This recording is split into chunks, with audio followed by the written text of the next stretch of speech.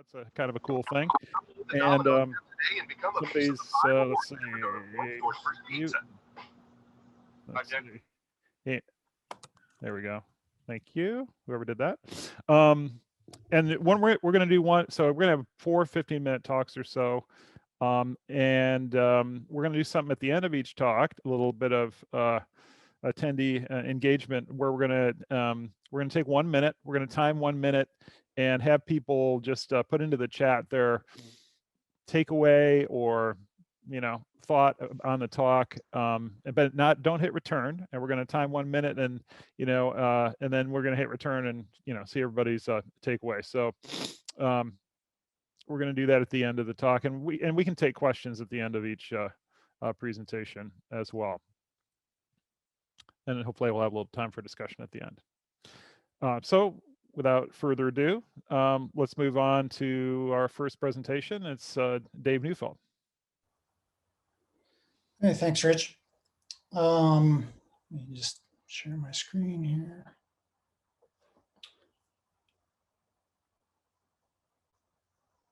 You see my screen okay? Yeah, looking good. Yeah, all right, so I'm Dave. That is, though. Which ridge, which mountain is that? Oh, right. Yes, so that's Long's Peak. And that's directly west of where I'm sitting today.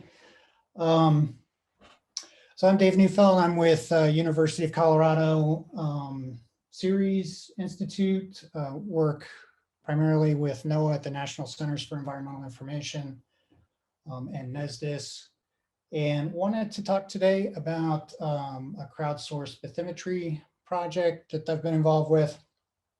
And then on the demo side, a Jupyter notebook implementation showing how to do some data access, visualization, and analysis to some extent.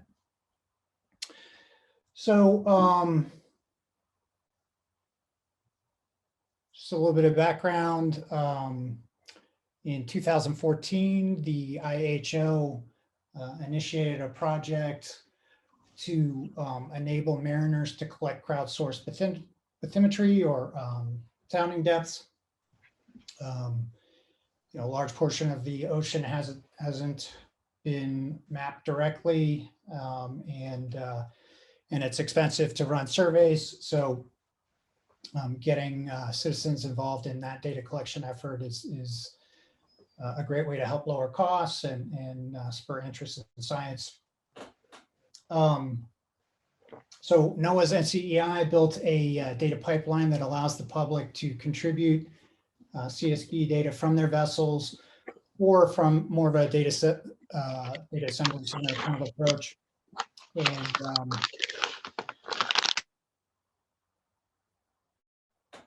all right, thank you. And historically, we've provided web-based map viewers to sort of select and download to your desktop the data that you're interested in. More recently, we've been participating with the NOAA Big Data Project and been able to upload nearly 100 million unique depth soundings from over 135 participating ships, from large cruise line vessels, as you see in the upper right, and down to small individually or privately owned fishing vessels. The data pipeline will eventually fit into NOAA's cloud-based implementation, which I think is probably a fairly well-known pattern that folks are using. Data lands in a bucket, triggers S3 events, and then we can do some metadata capture as the files flow through. And in our case, put it into Elasticsearch for data discovery and move copies into Glacier for archival purposes. Let's take a look just briefly. So if you want to access the data directly, you can go to the BDP site, get a little bit of description about the... Could you increase the font size a little bit, Dave? Yeah, thanks for that. Thank you. So we've got the data available over HTTPS, a little bit of description about the format, CSV file format, and the directory structure that's in place. And then down below, you can access it via S3 and or subscribe to the SNS associated with the bucket. What else have we got here? Just AWS Explorer. If you want to go in, access individual files or take a look at them, see what the data looks like. And then lastly, the notebook. Let me just show you real quick. This is sort of the existing traditional way we've been serving up the data. So you go to a web map viewer. This has multi-beam surveys, and then also a smaller data set, which is our crowdsourced bathymetry. And typically you kind of zoom in on an area, and I'll focus in on San Diego. And then you can sort of click and drag a rectangle and then extract that data by providing an email address and submitting that request. And you'll end up with a tarball, a link to a tarball with 27 unique files that you would then have to concatenate together and kind of manage locally. But just this past week, been sort of exploring Jupyter notebooks and some other alternative ways of working with the data set. And so for that, we've got a notebook available. It's also on GitHub, so there's a link here and in the slide deck, I think. Could you go one font size bigger there too? Yeah, thank you for that. Yeah. Great. And I can chat that out a little bit later. But so right now, within the Jupyter notebook, if I want to access this data store, go ahead and set up the virtual environment with some of the libraries that I'm going to need. And then some import statements of those libraries. And then sort of on the back end, we've got Amazon Athena running. So it's a serverless database technology that looks at your data, whether it's CSV, JSON, or Avro, I think is another support format. And can make that available for serverless queries. And so it scales, it runs in parallel, so it scales well. And I'm going to need a couple of functions to help along the way here. So just a basic HTTP post to help with our extract request. We'll send it a URL and a JSON payload. And then our extract service is asynchronous. So even though the queries really don't take that long, you know, for a website implementation, you don't really want to be hanging out waiting for that or blocking if you're a client application. So we're going to have a little function that pulls that endpoint, checks when the job completes and our data is available for download or access. And so, but maybe I also want to have kind of that web map viewer feel. So I'm going to bring in Leaflet here and give it a default center location around San Diego. And then use this bounding box of the map window as my geographic criteria for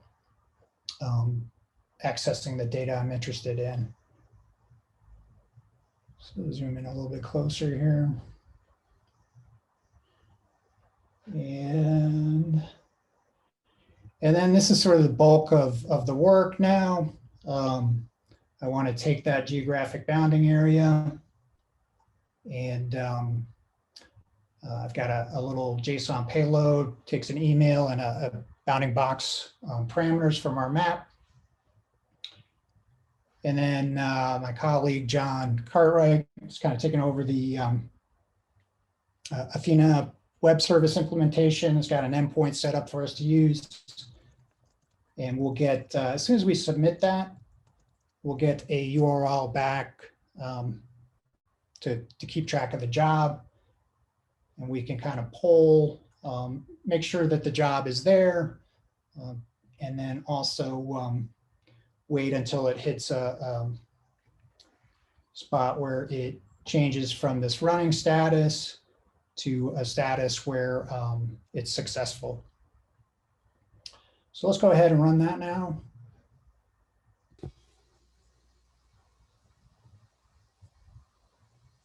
And so we've got the job status endpoint, job still running. Let's hang out for a couple seconds. Nice, okay, so now the data is available. That subset we were looking for is available as a URL. And let's go ahead and take a look at that. So that's pandas. Just kind of give us top couple rows out of that data set. Let's do a visualization of that. So I'm going to read directly from the S3 endpoint using a library called SmartOpen. We'll use pandas a little bit later on. And so now I've got a visualization function using matplot.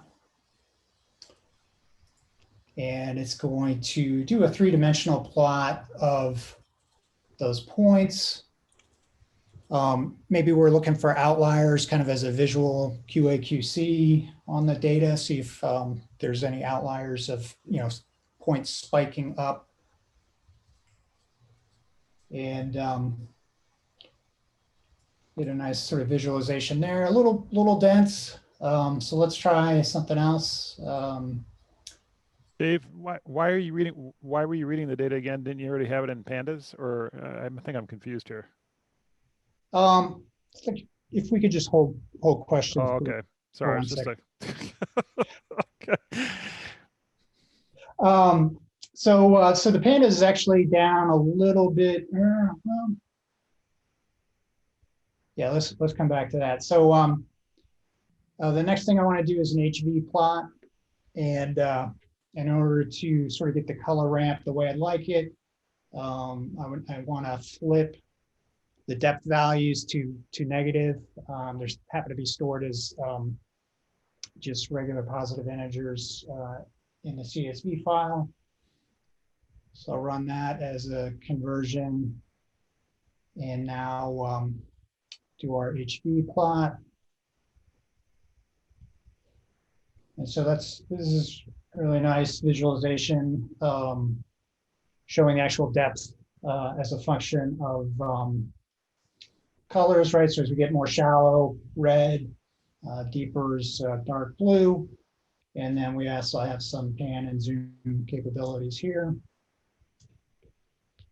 And then the gradation adjusts with each zoom as we get in a little bit tighter. So right in close, 5 meter depths, and then a little bit further out to 20 meters out by the Naval Air Station. So that was kind of the main things I wanted to highlight. Yeah, okay, so it's about time to wrap it up. And a number of people have helped kind of get it here. A variety of different roles. So let's see, so yeah, we don't. Forget that question. We don't need to get into the weeds. Yeah, we talk offline about that one maybe. Yeah. Yeah, and this also came together sort of late last night, so there might be a little bit of code optimization still to do. Okay. Well, thanks very much, Dave. Pretty cool. Yeah. Yeah, you're welcome. All right. We have any questions per Dave. Let me check the chat here. Yes. Have you tried taking a bunch of them and trying to make a tri-surface or something in the HP plot to make an estimate of the overall bathymetry? No, I mean, first of all, I had just a lot of fun putting this together in the last week, and so just really just scratched the surface and super excited to kind of keep going with it.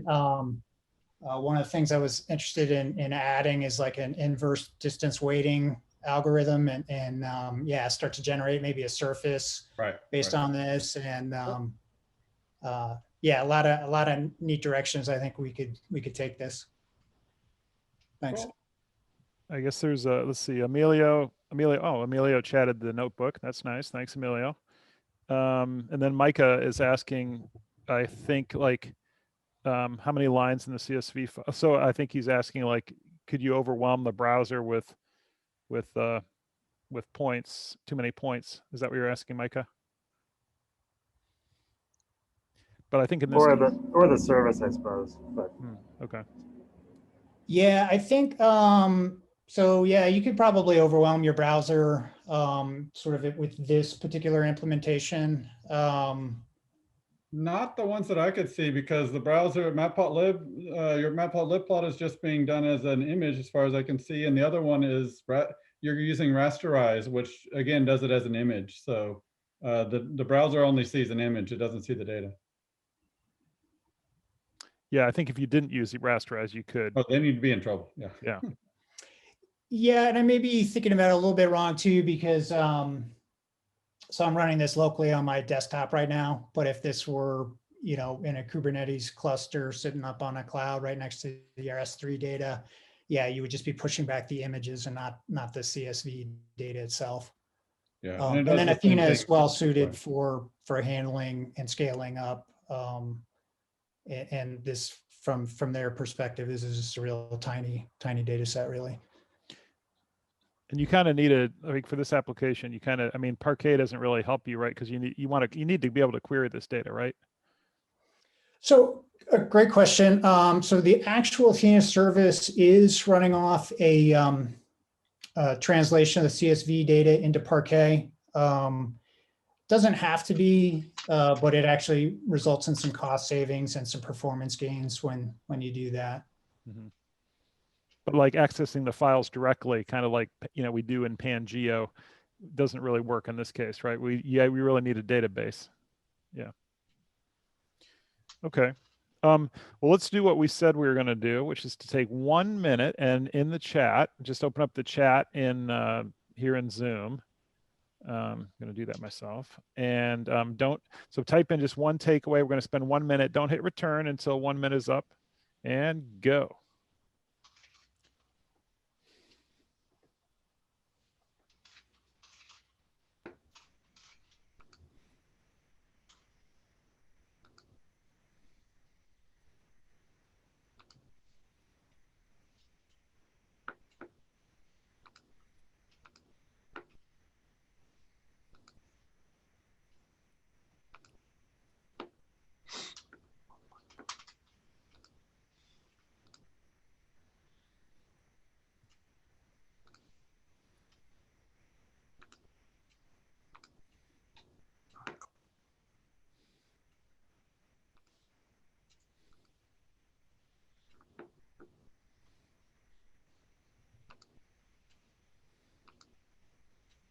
Like 10 seconds.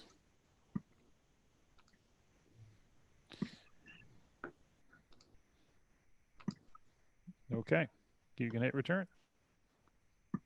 Cool.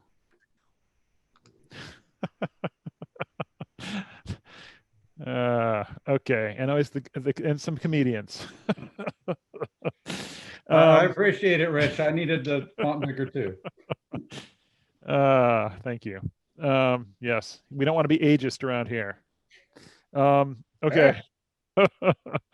All right, let's see. Okay, so now, so this is a nice little segue, and we're now going to have Tyler Potts from QuanSight talking about how to deploy this kind of JupyterHub environment on the cloud that is scalable. And So Tyler, can you take control? Sure can. Let me share my screen and let me know if I did it right. How's that? Looking good. All right, so the title of my section here is deploying JupyterHub with Dask Gateway and Kubernetes in 15 minutes. And so in order to actually achieve that lofty live demo goal, I'm going to start with the demo and then reach back to the intro. Basically, Qhub is a way to automate deployment, like I mentioned. And there's 3 basic commands. There's this Qhub init, Qhub render, and Qhub deploy. This init command, which I'm going to run right now. And just to show, this is just a blank directory. The only real thing in it is a file called, I can't see because of the thing, head.nrc. The only really thing in it is a file that I use to set my environment variables, and you can use whatever you want to set environment variables. So now I'm going to start the deployment of Qhub. So this init command will automate some of the creation of repositories because we're going to be using GitOps. Oh, the live demo killed you. Now we get to see you debug in real time. Now it's even more exciting. I think I got it. Ha! Look at that, Rich. Nice. Okay, so great. And now what we have is we have this Qhub config file. And if we take a look at that, actually, I'm not going to take a look right now. I'm going to deploy this. This Qhub config we'll look into a little bit later. But what it does is it has the definitions of your users, of your node groups, of the size of instances that you're going to use. And now what we're doing is rendering out this file. And I'll talk about what that means. And then finally, we're going to kick off deployment. And it's saying it's going to deploy this to demolive.qhub.dev. And we are deploying Qhub. And this takes about 800 seconds to run, which gives me plenty of time to go back here and actually give my presentation. Oh, yeah, can you go to present mode too there? Oh yeah. Yes, where's my button? Here we go. Alrighty. All right, just a quick order of contents. I'm going to skip that for time. Who am I? So my name is Tyler Potts. I'm a software engineer at QuanSight. I've been working here for about a year and a half. I'm a core maintainer of Qhub Cloud and Qhub On-Prem. I'm a data scientist by training, quickly becoming passionate about DevOps and cloud. Rich has shown me some of his demos, and it just blew me away what he was able to do with some of the infrastructure that we're coming up with. As far as my background, I graduated from BYU in neuroscience.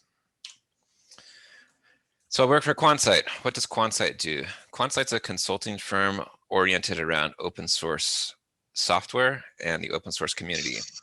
The goal of QuanSight is to engender a healthier ecosystem when it comes to companies using open source, and also help companies not feel so out of depth if they need something done on an open source package that they don't have anyone to work on. Background, QuanSight was founded by Travis Oliphant. He's the co-founder of Anaconda and creator of NumPy, SciPy, and Numba. Again, you can check out these slides later if you'd like. So Qhub, what is it? Like I mentioned, we're automating and making an opinionated statement about how JupyterHub and Dask Gateway can be deployed in the cloud. So we have 2 flavors of it right now. We have Qhub Cloud, which is based on Terraform. Terraform is technology which defines your cloud infrastructure as code. Helm, and also GitHub Actions. So you can manage your code through creating PRs. And I'll also show you how that works. On-prem is a lot newer. It only became usable about a week ago. And I'm really excited about on-prem because it is all of the features of Qhub, but if you had like boxes in your garage that you wanted to hook together. It has MPI support for high performance computing. If you're familiar with that, really cool. Funny enough, you can deploy this on the cloud if you want. So it makes these terms a little interchangeable. Major difference, this is Kubernetes based. This is just Ansible and physical hardware based. Now, so this all might sound a little complicated, but the goal of Qhub is encapsulated in the statement. If you know GitHub and feel comfortable generating and using API keys, you should have all it takes to deploy and maintain your own system without the need for a dedicated DevOps team. So that's the goal and dream we're working towards with Qhub, and we're making a lot of progress. To get into a little bit of these commands again, the init, it creates a configuration file where you can define all of your infrastructure. This render command takes that configuration file, which is somewhat human readable, and splits it into a whole bunch of Terraform files so that you don't have to write the Terraform yourself. And then Qhub deploy, as it sounds, you deploy it. And this is a screenshot, and I'll actually show you this live here. So if I log out real quick and log back in, we have full OAuth support through Auth0 and GitHub. So this particular cluster is using GitHub authentication. So if I would have just typed in my username and password, I'm authenticated. All of these options are defined in that qhub config.yaml. And you can see here that there's quite a few things you can do with this. I was super stoked about this because lots of compute makes me happy. So this is the biggest single instance I could find on Google. And if you use a preemptible / spot instance, it costs you about $5 an hour. We're not going to go with that one. We'll spit up this one. And this is auto scaling in the background, a node for us. So this node wasn't existing, it wasn't running, we weren't paying for it. But when a user logs in and says, hey, I want resources, we can see that it's spinning up from 0 nodes in this node group to 1. And that will take, I don't know, 30 seconds or so to spin up. So Tyler, just to clarify, you're not Yes. limited. You're not limited to the number of CPUs that you know, on that button you clicked on, right? Like, I mean, you can scale up beyond that. Yes, so it really is dependent on what instance the cloud provider offers. So we have full support for Google, Amazon, and DigitalOcean. So as long as you can find a compute instance on any of those that has any of these predefined, vCPU or RAM, then you can spin up. But I just meant you have the Kubernetes cluster also. Yes. So yeah. So let me back up a little bit. So you are running on a Kubernetes cluster. So you can't scale absolutely to 0. You always have to have, I think, about 2 nodes running in order to actually host the Kubernetes software. Did that clear that up, Rich? Well, what I meant was, I guess that you selected that initial image, which was a big, a big machine, but you also, I mean, you have the ability to scale beyond that single machine, right? I just wanted to kind of clarify that. Yeah, and I'll get into that. Yeah, okay, here. good. Yeah, figured you would. Yep. So kind of moving into what is this magical qhub config.yaml file? It's a YAML file. If you don't know what a YAML file is, it's basically a way for human readable key value pairing. So this is a key, and then 2 spaces indented are all values. And so you can see here, this is where our configuration is stored. You can see my user here. This is my GitHub username is defined there. What else do we have here? We have all of these different node groups. So on Google, this is the particular node group that has that 16 CPUs and 32. Well, actually, it's this one. But that's where those numbers come from initially. And you can define it here. So like where you saw where it says stable environment with 16 CPU, 116 gigabytes of RAM. That's all configured here. And then the really cool thing is there's also shared Conda environments. So if you want to add a new Conda environment, you put it in this file. And there's a Docker image running on the Kubernetes cluster that will solve your Conda environment and then make it accessible to everyone on the cluster. So if we're looking here, this is what it looks like once it finally spins up. This is pretty much a Jupyter Lab type environment. And this also has Dask support. So And the Dask workers here, you can see this particular cluster has this setup of Dask workers. So then the question is, how do you make changes to this? So once my cluster is deployed, we push all of this code to GitHub. And if you use the automations, you'll see that there's several secrets that get added to GitHub. So like Google credentials, this is how GitHub now has authorization from Google to actually go and make changes to the cloud. And to show you a real life example of making a change, this is me adding Travis to the cluster. It's simply a PR. All you have to do is make a change to the config.yaml. You can see the diff here. I added his GitHub username. I incremented the UID and defined some primary and secondary groups. Once I merge that into master, a series of GitHub actions gets kicked off. So this first one is the actual merge to master, and that corresponds to this, this render command. And once that's been rendered, the next action takes those rendered Terraform files and actually deploys them to the cloud here. And you can see all these different steps about like Terraform apply, and this is what actually deploys it. Now, if we're lucky, I guess I still have time.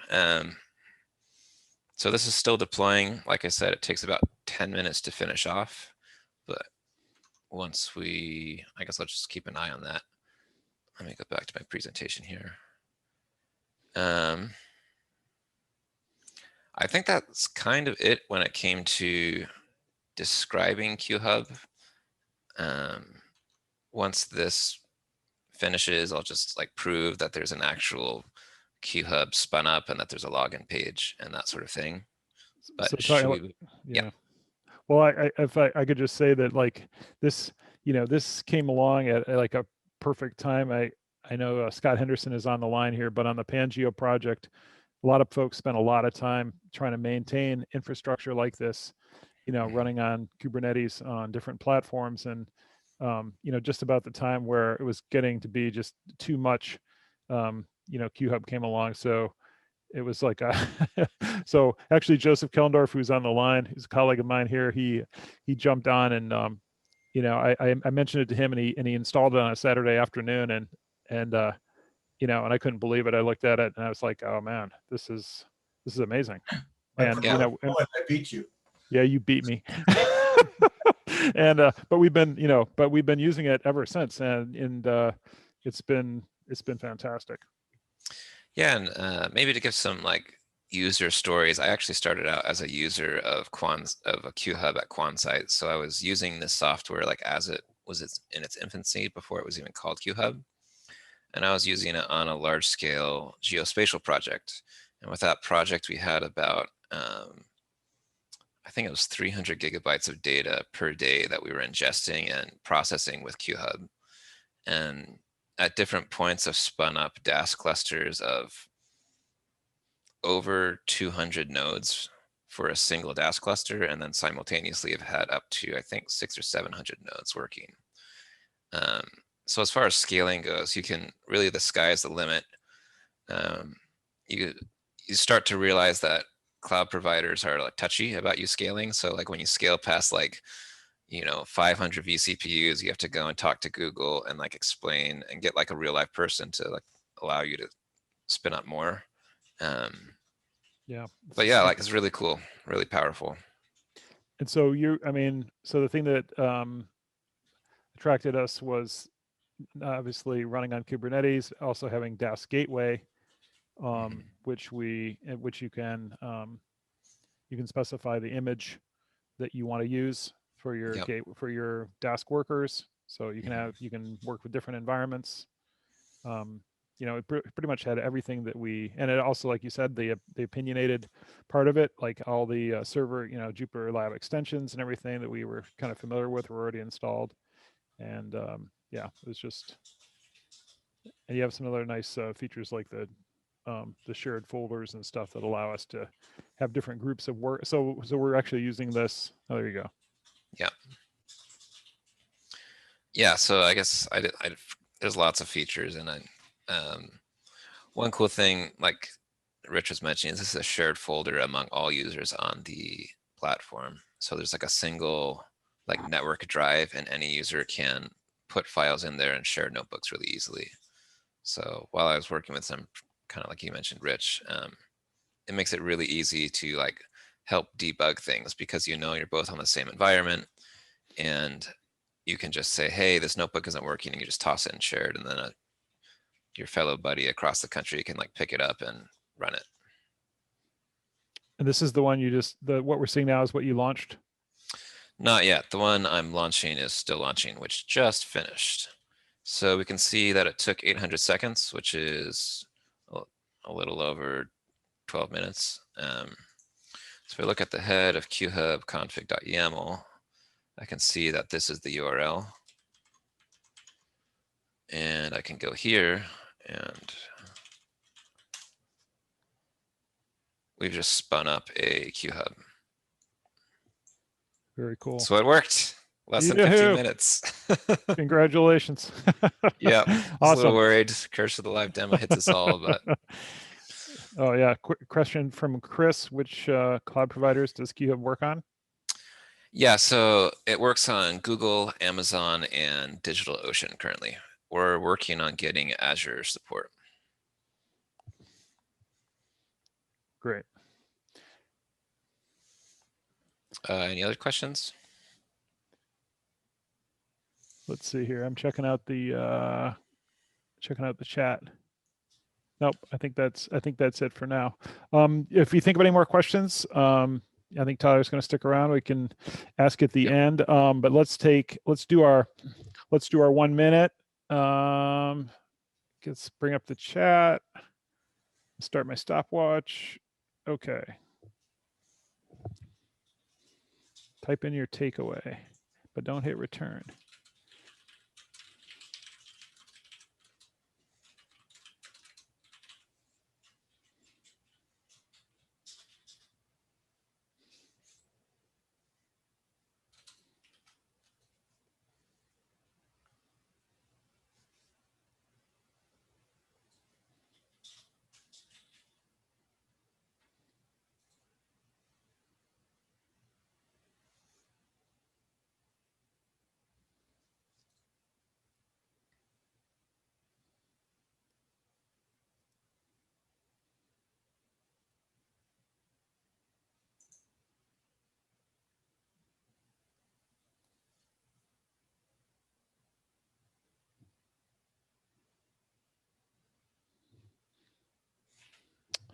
Five, 4, 3, 2, 1. Okay, can it return? That's funny. Okay, so it's getting late in the day. Good stuff. All right.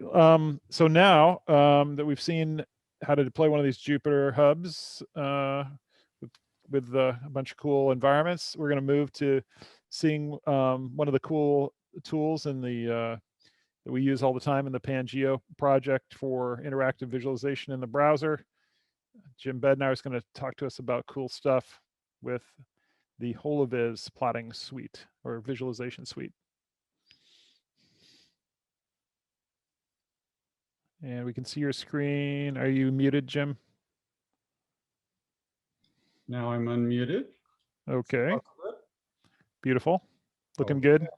Yeah, my official title of the talk was using .interactive with Xarray to get easy apps, and I will get to that, but I was inspired by David's talk to kind of point you to something that I put online yesterday, which is another application to some of these tools. So if you go to examples.pyviz.org, there's a new example as of this morning called ship traffic.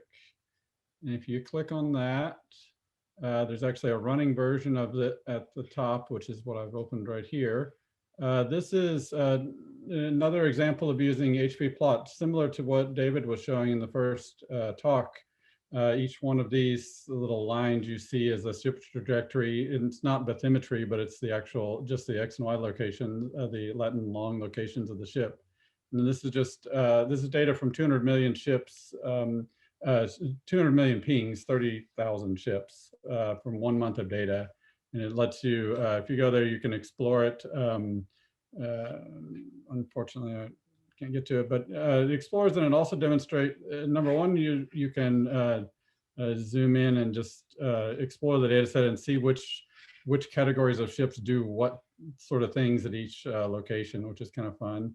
You'll see that right now the display isn't updating. It's it needs to wake up, but it might be, this is running locally. So this one is zooming in around the San Diego region, and you can see quite a lot of detail about what goes on there.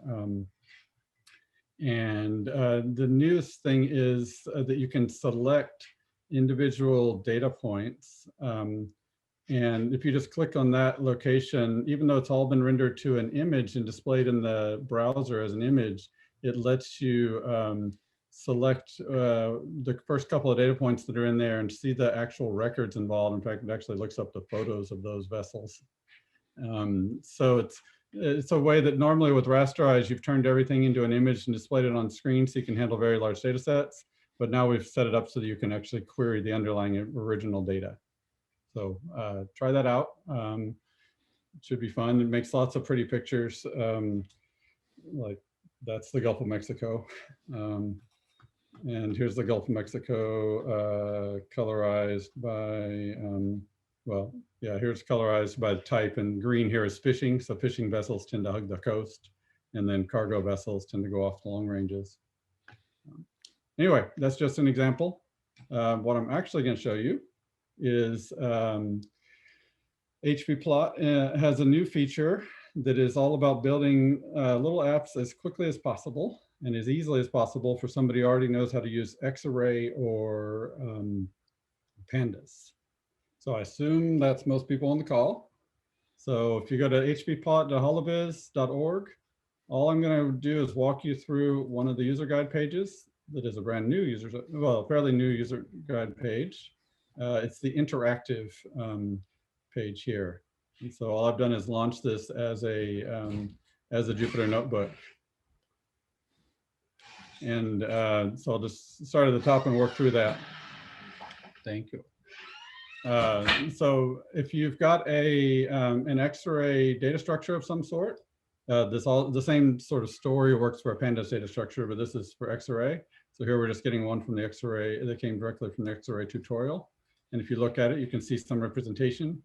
What this functionality allows you to do is to take any Xarray pipeline that you can do, such as Xarray, like ds.air.icell, and instead of having a value for what you do in the pipeline, in the function call or method call, instead you can pass in a slider. So in this case, remember you saw the original data structure was lat long in time. Here we can select a time, and now we can just assign that time to a slider.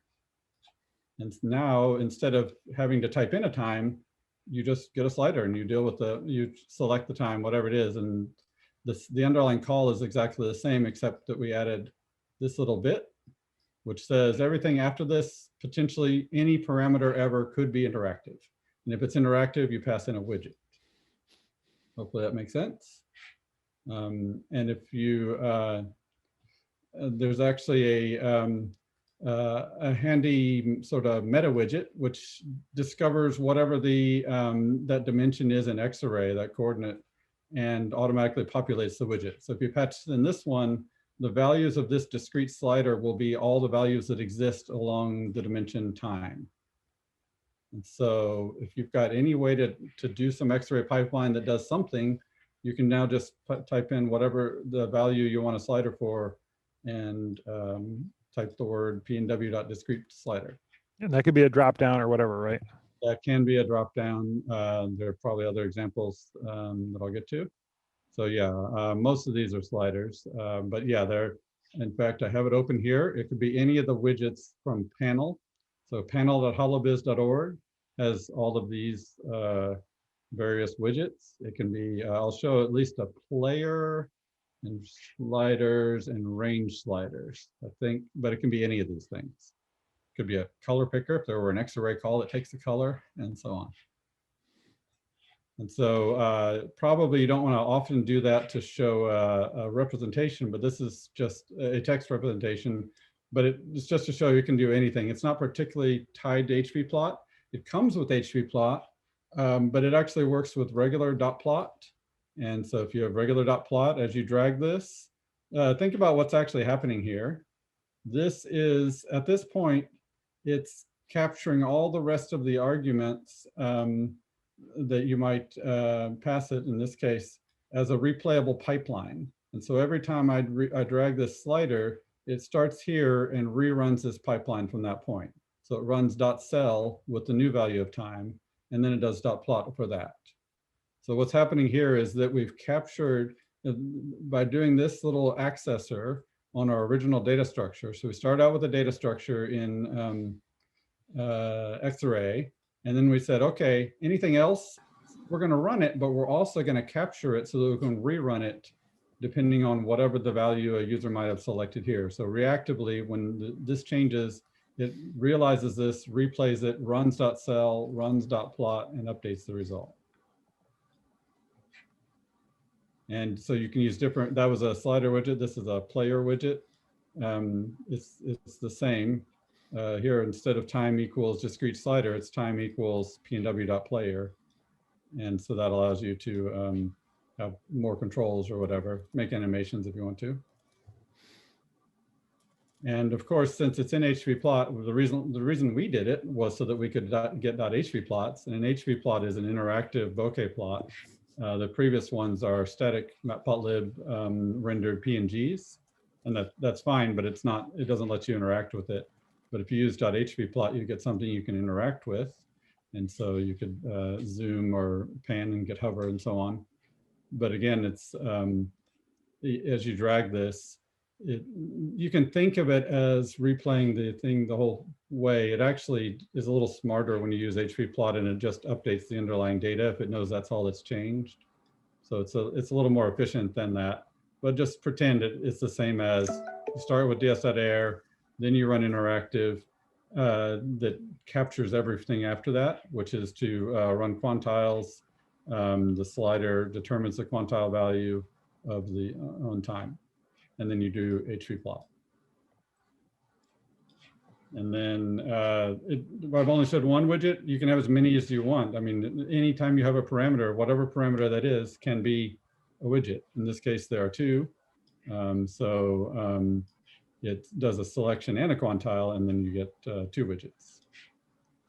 Or you could have a single range slider that will, instead of selecting one value, you could select multiple values, or a range in this case. And Jim, if you wanted to fix the limits, you could do that, right? You don't have to have it interactively change the plot limits. That's correct. You could, that'd be an argument to HPplot. Yeah. Or a selection. You can also do a fixed selection here. So here, instead of range slider, you could just put in a range, a literal range of values, the beginning and end of that range, and then that'll select that hard-coded. Yeah, and so pretty much you can always just go between hard coding and widget, whatever you feel like, whatever you think you might want to vary, make a widget for it. Things you want to leave fixed, don't give a widget. And this works. I mentioned that it works for pandas. It also works for starting with Xarray, including creating a pandas data frame and then doing all sorts of pandas operations. Although I just messed that up, but a bunch of pandas operations, and then finally plotting it using HPplot for pandas, not HPplot for Xarray. So this is a series of steps starting with your Xarray, selecting a value determined by this slider, converting it to a data frame, grouping it by time, taking the mean of that, and then plotting that. So all of that is just every time you move this thing, it just replays all the stuff to the right. This is the point in the TED Talk where the audience applauds. Okay, well, I'll imagine that they did. And then the last thing that it does, I think, is that you can do math on it. So if you've got some pipeline, you can now take that, and it results in a scalar, let's say. Then you can subtract. In this case, it's measuring the baseline of is the mean error temperature, I think it is, mean air temperature. And then so now you can do a little slider and it will, whatever you select here, it'll subtract that baseline. So this whole thing now is an interactive blob that will replay itself. So that probably makes more sense if I skip down a little bit to this one, where it does math between two different things, which effectively, one of them is an interactive selection. One of them is just the air data set, and you can actually select how to select the time. And then you subtract the mean value of the time, which is an array value at this point, from that particular the current time. So what this plot is here is not the actual value in this underlying data or data array, I think it is. It's the value of that minus the mean value. And so that's what actually is plotted here when you do a plot, because you're doing a plot of the difference, not of the underlying item. And you can pass in the type of plots in this case. So that's just showing that you can. It's not really that relevant. But as you select this time, at every time, what it's doing is if you follow it backwards, given that time, it's going to go find the value of this air data set at that time, subtract that array from the mean value across all time, and that's what you end up being plotting here. So basically, this is for things that you can't express in a single pipeline because they involve comparing or merging from multiple streams of data. Now you can do that using these operators. And then the last bit is the same things, everything you showed before, all is compatible with panel. And so you can put everything together easily into a little app. Here, actually, the app's in the notebook, but you can do a little standalone app, which is everything you saw before, but this again is subtracted from the baseline, I believe, if I remember correctly, and gives you a little option to choose how it appears. And now you can share this with your colleagues if you ran that on your cloud host, which is now we're touching on cloud. Okay. Awesome. That's the basic idea. And Fantastic. Current HV plot release with the current Holoviz release. And it uses all sorts of tools that I won't even mention here. Yep. And I dropped the Conda install from Conda Forge into the chat. Right. So Yeah, that's I believe the Conda Forge version should be up to date. Yeah. Fantastic. Okay, I think all the questions have been answered. Yes. Okay, so that was awesome. Let's spend does anybody have any other questions that they'd like to ask Jim? You got while you have the chance? While you have the guru online? I'll answer the question you didn't ask, which is What was the URL for that last one? this is the URL on the screen right now. This is hvplot.holoviz.org. It's the interactive page. plot. Yeah. Okay. Great. You can drop, Jim. You can drop that into the chat after. Yeah, it's just this last bit is just the last cell of that page. All right, the question you didn't ask is where's this headed? And right now it does everything it does. And we're kind of finding this really cool. And we're trying to, and what it amounts to is that we've built a lot of beautiful tools and they have their own APIs and we love them and they're great. What we're trying to do now is map everybody, all the work that we've ever done, map it into other people's APIs, like Xarray's API and Panda's API, and make it as much as possible to be available for people who'd never bothered to learn any of our APIs that we wrote in my group. I want people who know Xarray to immediately get to use all of our tools without learning our APIs. And this is a step in that direction, but we have multiple other steps that we can take. And we're trying to explore that to make things as much power available with the least amount of learning. Awesome. All right, let's do a 1 minute, do your 1 minute in the chat. Takeaway, thoughts, starting now. Don't hit return.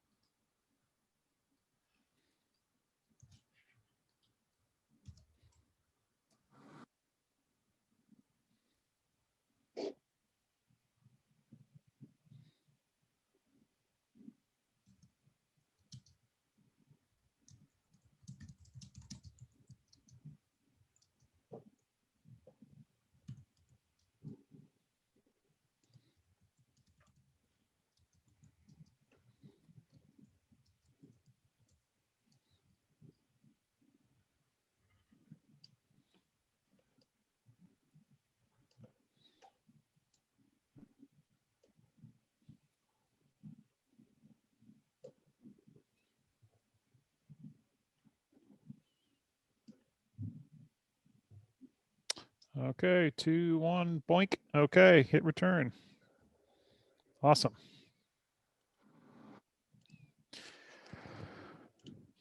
All right. So now I know I'm not supposed to use sports analogies, but I'm old, so I get a pass, I think. Batting cleanup. Bringing everybody home. Amy Steiker is going to tell us about using some cool Earth, some NASA cloud data. So Amy, take it away. Rich. And actually, Catalina is also here. I think she's going to start us off with okay, sorry. just a quick couple minutes intro, and then we'll move over to me for the demo. So. Okay, perfect. Thank you. Yeah. Can you all hear me? Yes. Okay, great. Let me share. I don't use Zoom a lot, so. Should be at the bottom. There should be. Yeah, I'm seeing a lot of warning symbols though. Uh-oh. Catalina, I have the slides and I can share if you want to just speak to them, if that's easier. Yeah, I think I would have to like change my system preferences and reboot and stuff. So go ahead and share, Amy. There's only a couple of slides, so it shouldn't be too bad. All right. Perfect, thank you. Sure. Yeah, so my name is Catalina Oaida. I'm the Applied Science System Engineer lead at the Physical Oceanography DAC, hosted at JPL in California. And as was mentioned, my co-presenter today is Amy Steiker, and she's the Data Services lead at NSIDC, National Snow and Ice Data Center. Next slide. So yeah, before Amy goes into the demo, we thought we'd give you a quick, brief introduction, sort of context for the demo that we'll show. So as most of you here probably are aware, NASA EOSIS is moving to the cloud. So all the NASA Earth data observations will be hosted in the cloud and distributed from there. One of the big motivations and drivers for that is the upcoming big volume from future NASA missions that are coming online in the next few years. And so with big data, of course, come challenges and opportunities. And as DACs, we do want to sort of maintain and preserve that level of service to the user, but also by leveraging the scalability of the cloud when working with such large volumes of data. We also want to help minimize the amount of data that the user needs to handle. And of course, make the data more analysis ready on behalf of the user by building and integrating cloud-based services, many following open source approaches. And so the cloud ecosystem, as I like to think of it, can be complex for the data user, data end user. There's various platforms, tools. The cost model can be different. They might have questions about interoperability and access to various DACs, data centers, and accessing data from there. So as we transition, we want to make sure that we support the end user during the evolution to the cloud paradigm, while also leveraging these open source tools and following community practices. So next slide, Amy. And so this is a diagram of the cloud ecosystem. It's more from a sort of NASA Earth data cloud perspective, and it tries to capture many of the elements that users might interact with, knowingly or unknowingly. Although I'm sure this sort of diagram isn't a comprehensive list of all the components, but it's a fairly high level diagram that's geared more towards the data end user and try to help convey some of the elements that come with interacting with data in the cloud and tools and services that they can leverage, whether they're working off the cloud or within the cloud with the data. And so what might be some of these elements and how do they connect with one another, and what are some of the open source tools that we're incorporating and leveraging? So for one thing, the NASA Earth Data Cloud is hosted in, or will be hosted in the AWS cloud. So data production and data storage and distribution will be, are starting to be and will be from the cloud. We're currently in a transition phase. So that means that some of the data is still on-prem, as sort of shown by that yellow server infographic on the right. Because some are still on-prem, but then we've also started to migrate some to be in the cloud, accessible from the cloud. So both can be accessed at the same time at this point during this transition phase. So along with the data, having the data in the cloud, we're also co-locating the services that we offer that are built on top of the data. And some of these services are existing services that have existed that are being migrated to the cloud, while some are new services that are developed for the cloud environment. And so one great example of that is the Earth Data Harmony that I have here towards the center bottom. So Earth Data Harmony is one such service, and it's built on top of the data archive to enable seamless access across multiple DACs to transform and provide customized data access while reducing the amount of data that the user has to handle. It also is meant to help reduce the time to science and to enable users to take advantage of working in the cloud, for example, using cloud optimized format data like Xarray formatted data. Harmony provides an API endpoint, and it's built following open source community practices like OGC. And we're also in the process of building a Harmony Python library. So all of this, Amy will go in a little bit more detail as she walks through the demo. So now that we have the data and the tools in the cloud, we need kind of a way for the user to interact with the data and perform their computing. So the access workflows can be many, as indicated by the various arrows in this workflow. So for the green one indicates kind of a pulling data off the cloud and working locally, either on your local server or compute environment. You can also set up an EC2 AWS user instance in the cloud. That's the orange sort of workflow. And then you can also use something like a Pangeo binder to set up, that's set up in the AWS, in a AWS region in the cloud. And so even with just some of the key elements that are shown here, it's obvious that the user environment can be quite complex, as you can see from the many arrows. And there's several new concepts potentially and jargon for the end user. You have S3 buckets, you have Harmony API, you have Stack, you have cloud optimized formats. There's multiple access pathways. So we're trying to really help navigate the users through the transition into this new paradigm of interacting with NASA Earth data, and also interacting with some of these open source tools that are available. So in our recent workshop, Amy, if you go to the next slide, and this is the last one. For our recent workshop, we chose the sort of blue pathway that I've shown for data access, and that's leveraging Harmony services to access data and transform data along with an easy shareable environment like the Pangeo binder. So big shout out to Pangeo. Thank you for partnering with us and supporting the workshop. We had a GitHub repo that was basically a one-stop shop for all the notebooks and training resources. So then with a simple click of a button, many users at once could spin up a virtual environment in AWS and have all those notebooks in one place to start running through them. And this had all the sort of right environments and libraries set up. And so I'll let Amy take it from here to show one such notebook that we used at the workshop that shows access to NASA data in the cloud in a cloud optimized format using Harmony and Stack as well. So Amy, go ahead. Right. Thank you, Catalina. That was a really great intro.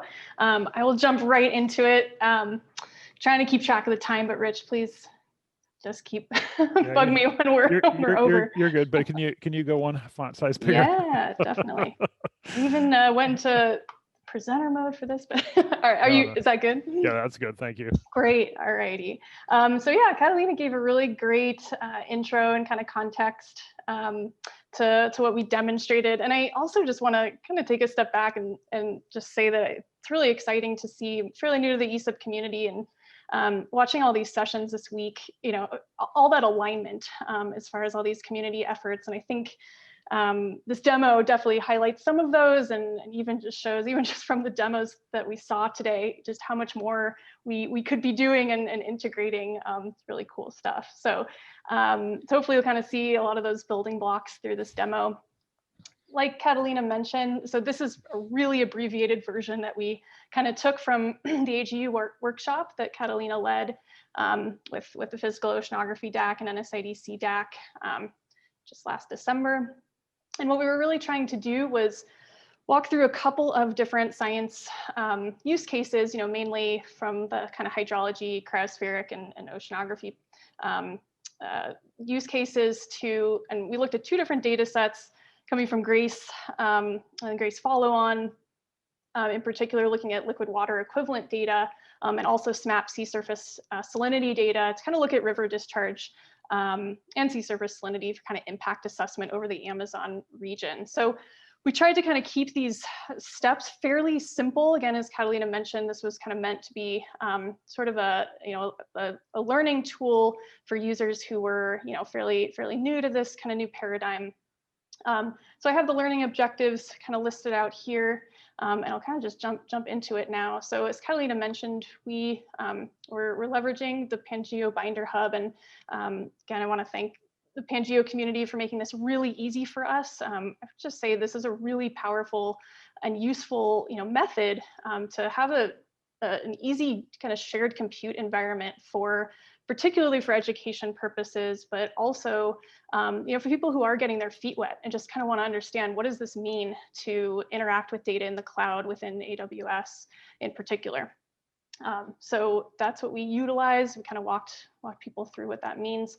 For these next couple of steps, I'm actually going to, excuse me for all the scrolling, I'm actually going to run the next couple just ahead of time, and then I'm going to go backwards since this just takes a minute to run. So I just wanted to I'll walk through that as things are running here. So this is just importing my modules. Of course, this is utilizing Jupyter Notebook, Jupyter Lab, and the demos that we presented for the workshop were all kind of based on a series of Jupyter notebooks.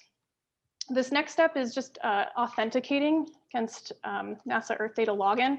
And as Catalina mentioned, some of the data sets that we were demonstrating are still kind of in this migration period where some of them are still kind of restricted. So we had to do this additional authentication step just to even get at the search component. So that's kind of why that's the first step here. So now moving on to data search and discovery. And again, back to some of the other sessions today, particularly the stack session, it would have been, I think the next obvious step here is to integrate CMR stack and walk through some of the really cool tools that were demonstrated earlier today. In this case, we're just kind of talking to the common metadata repository directly. And for those of you who aren't familiar, this is a large metadata repository that houses thousands of Earth data sets and houses file level and data product or collection level metadata. So we're kind of defining our region of interest over the Amazon River Basin. We're setting our temporal range and just setting up a dictionary with the data set that we want. So again, we're looking at this Grace follow-on, Grace and Grace follow-on data set to grab our liquid water equivalent values. And then we can do some inspection to just kind of look at, how many files exist over that time and area, what the size of the file is. Again, this is a really simplistic workflow. So we're just in this demo for time's sake, we're just looking at one file here. Although this covers, it's a fairly large file for just one. It covers a pretty large temporal range. So we can just inspect that and look at the metadata that we get back in our data access options. So this data set's in the cloud. I think another thing we were trying to kind of teach and help the participants understand is, these data can still be accessed, kind of traditional methods through HTTPS, and you can see that in the metadata. This data is, .nc, it's netcdf file with, companion metadata files. So you can kind of get at it the traditional way, but this next step is actually kind of integrating it with data services in the cloud and accessing it without that need to download it to a local machine. So now moving on to the actual data access from NASA Earth Data Harmony. So again, Catalina gave a really nice intro to kind of this growing effort, I'll say, and really a kind of growing community as well across NASA EOSDIS. I think really the goals from our end user perspective, is to provide a consistent method to access and perform these kind of data reduction and subsetting services, and also kind of more advanced transformation services like regridding, and providing those data back in the cloud. And the processing is done in the same location as the data as well. So, obviously there's performance gains there. There's collaboration gains because all the data and services are in the same place. And really from the end user perspective too, and I think Scott, really defined kind of this challenge really well in his talk earlier today on CMR Stack, which is, there's now this this consistent method to grab data and be able to kind of reproduce workflows for many different given data sets, which was more challenging to do when the data are all in different places and with different access methods. So sorry, I should have, as I was giving the spiel, should have highlighted this, this diagram. I'm not going to go into too much detail here, but the kind of Harmony ecosystem, it's all running within AWS, and it's in kind of a Dockerized framework. So this really does allow for kind of us to be able to scale this so that as more data become available within the Harmony kind of framework and more of these transformation and subsetting services become available, it's really easy to do that through just by hooking up Docker containers, essentially. I should also say I'll post a link to the NB viewer of this notebook and also just to my repo as well, and the repo of the tutorial, the AGU workshop too, so you can get that. Should have done that earlier.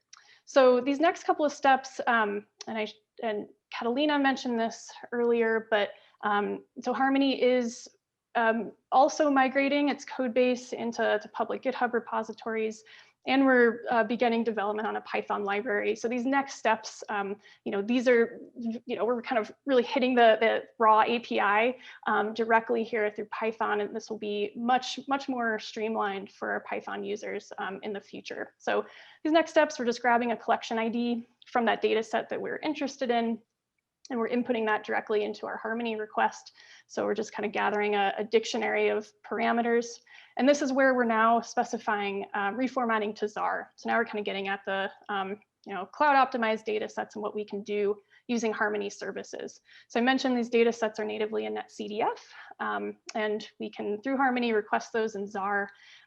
And just kind of a quick overview of Xarray, kind of the benefits, is that it's kind of storing each chunk of a data set as a separate object. And so it's kind of more efficient to access the data in parallel, and as you scale up your data analyses, it can make things a lot more performant. So this is what we see, our kind of API call that we get back. As Catalina mentioned, this is using the OGC for Coverages API, and we can get a job response back, and it already processed, and we get a couple of links and resources back from our job response, including the location itself. So now moving on to Stack. So trying to build off of the session, although I probably could have done a lot more here from all the talks that were given earlier today on Stack. Every Harmony asynchronous response provide a Stack catalog back. So that's containing spatial and temporal metadata that are reflective of the transformation that was done to the data. That's kind of helping to improve the provenance of those outputs. So we can kind of inspect the Stack catalog, get our S3 location back with our single Xarray file. And then the other thing we get back from the job response is getting our access credentials, since we need those to access our Xarray output from our Harmony staged location. So then we can basically open up our Xarray file. We're not downloading it. We're just sort of inspecting it and grabbing it from the S3FS library, just inspecting the variables that we get back. And then the next couple steps, and it's really cool seeing all the interactive widgets. That'll definitely be a next step to expand on this. But now we're opening the Xarray file with Xarray. So just in a single command, we can grab that as a Xarray data set. We can look at all the metadata that we get back, and then we can do really easy, quick sort of subsetting computations, and we can grab just our thickness data set that we're interested in that's subsetted. So really quick and easy. Again, no downloading.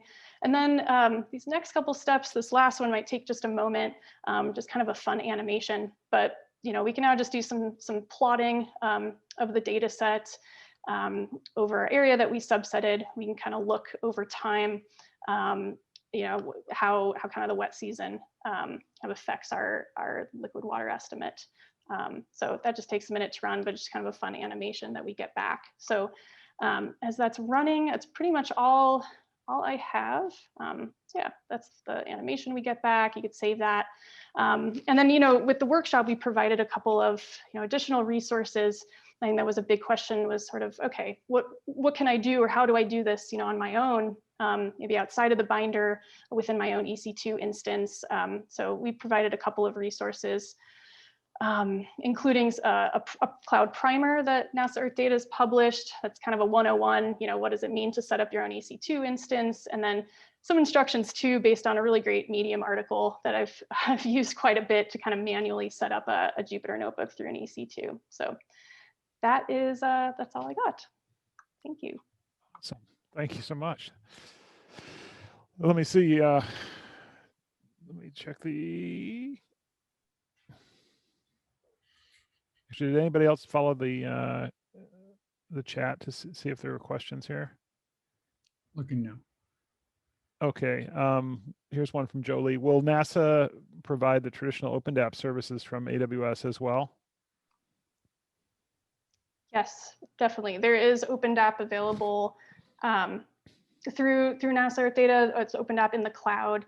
And there's also some of the sort of backend services that are hooked up to Harmony are also utilizing OpenDAP. We have a variable subsetter, for example, that's been developed that kind of that utilizes OpenDAP on the back end, but those data can be accessed directly through an OpenDAP server as well. Okay. And there's a question from Scott. Do you see that there? Wants to know where the Xarray was stored. Yeah, so that is stored on a Harmony staging bucket. So it's not well, it is sort of it is temporary. So it's not a user-owned S3 bucket, and that's sort of why there's sort of that step to make sure you're inputting those credentials so that you can access the data. So yeah, it is provided kind of within the Harmony bucket. And then Joseph asks, is the goal to host all the data in US West 2? Or I guess he's asking if it's going to be just in one region or copied to other regions, or maybe you can.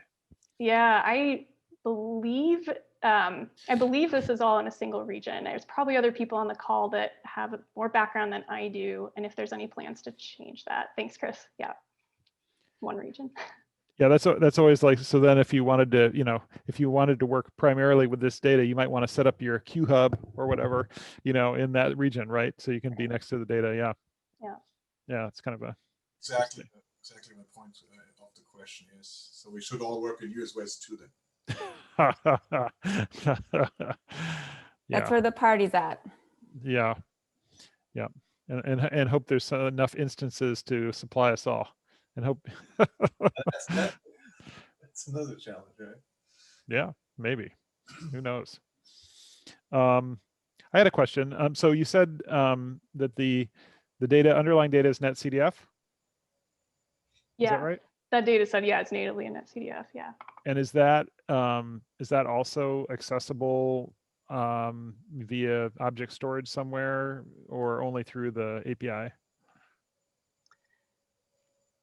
Well, the data, so I don't know if I'm going to actually answer your question. The data don't have to be reformatted, right? So you can, kind of go through that Harmony service and get, let's say, if you want to actually crop the data or do any other transformations, you don't have to reformat it. So you can get those data back as NetCDF that are in S3. I don't know.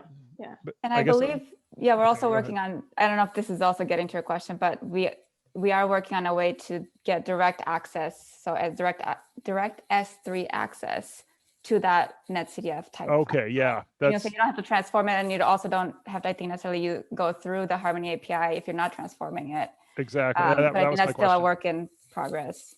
Okay. But yes, that's the goal. Okay, that's cool, because we have some new ideas about how we could access perhaps the the NetCDF files themselves in a cloud performant way. So that'd be cool to test that out with that data. Yeah, and we have a couple of other pathfinders outside of Grace data that are mostly in NetCDF. So let us know if you need access and want to work with those while we're still in this transition phase. So Rich, this is Patrick. The NetCDF accessing NetCDF performantly as Xarray in the cloud work that I did was specifically geared towards this data. So cool. It has the indexes needed by virtue of having OpenDAP in the cloud next to it, the stuff auths against it and all that kind of stuff. So if it's NetCDF4 data from this archive stored in the cloud, that works on it. Cool. Awesome. Hey, can we take 1 minute? Can we take 1 minute and then do a takeaway starting now?